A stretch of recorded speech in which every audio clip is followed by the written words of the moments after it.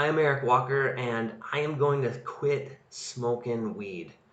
I first started smoking weed on the regular as early as 18 years old, kind of off and on throughout my 20s. By the time I was in my middle 30s, I was a regular pot smoker. I'm 47 years old now, and I smoke almost every day.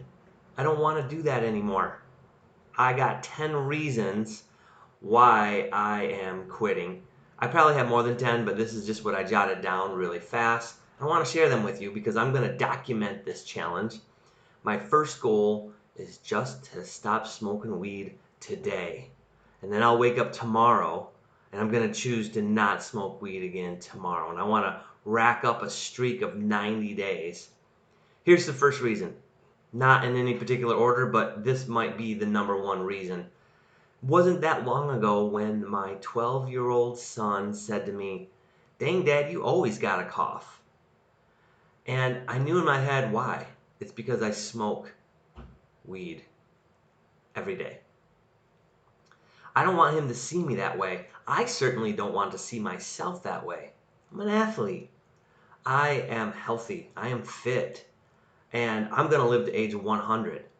I'm going to be pretty upset if my weed habit curtails that goal. I'm going to be really disappointed in myself if I'm still smoking weed in 5 years and my son looks at me and says, "Dang, Dad, you still got a cough." So they're getting old enough to understand what's going on, so it's time to quit for that reason. And that takes me into my second one, kind of the same thing. I'm an athlete. I pride myself on being healthy. Bottom line is, smoking weed every day just isn't healthy. So if I was going to step outside of myself and look at myself and my actions every single day, and I'd see myself puffing up first thing in the morning with my cup of coffee as part of getting ready for the day, I'd be like, dude, that's a bad choice. You do it every single day. No good. Third reason, I am a father who is a role model to their children. I got an 18-year-old, a 14-year-old, a 12-year-old, and an 8-year-old. All of them are a lot smarter. It's not like I can say, "Hey kids, I'll be right back up. I'm gonna go down and put a load of laundry in." Go down to the basement, take a couple one-hitters, and get away with that kind of thing anymore. I can't get away with that. They will know. They know what weed smells like. And my 12-year-old son has, in particular, a pretty good sniffer. And he'll come up to me and be like, "Dad, you been smoking?" I don't like that. He's done that 2 or 3 times in the last 2 or 3 weeks, and that makes me feel icky. I gotta put it down. It's not worth it. I want my 12-year-old son not to make those choices that I have made. I want him to be watching this video ages and ages hence and say, "Dang, Dad, I'm proud of you." Number 4, I think sobriety is attractive. Maybe I didn't used to think that, but I think sobriety is attractive. When I think about aging gracefully, one of the characteristics I think about is sobriety. None of the people that I look up to right now, I'm 47 years old, none of the people that I look up to right now are smoking weed on the regular. Number 5, smoking weed used to be a subversive act. Now it's mainstream. I don't want to fit in. I want to continue being the rebellious kid that I've always been. And it used to be that weed was rebellious. It's not rebellious anymore. Uh, you know, Back in the day, smoking weed went against an established order. Now smoking weed is the established order. So, when we used to smoke marijuana, it was like our small little resistance um, against authority, against the prevailing social norms. Smoking weed used to be an anti-establishment sentiment. Again, I think it's the opposite now, and I don't want anything to do with it. I'm not like these kids now. um, 6, long-term near daily smoking weed is not healthy. Again, I talked to you about having this persistent, not constant, but I talked about having a cough. I don't want to have the cough. Also, likewise, I've been smoking for about 25 years. And I'd say very confidently, if I continue at this pace, smoking for another 25 years, that there are going to be some very negative impacts on my health. I need to quit now, hopefully while I'm ahead. Number 7, personal growth. I do not have a fixed mindset. I have a growth mindset. I have goals, ambitions, and I want to go after it. In order to get that, in order to keep going and growing, I need to ditch the weed. My marijuana use might, be holding me back from certain aspects of personal growth and self-improvement. So quitting is a way to challenge myself and pursue my personal development goals. Number 8, I want a clearer mind and better memory. I'm not saying that I can always blame marijuana on this, but I might walk into a room after smoking and ask myself, why am I here? I might walk into the kitchen. Why did I walk into the kitchen? What am I doing? It takes a little extra focus to remember what it is that I'm doing.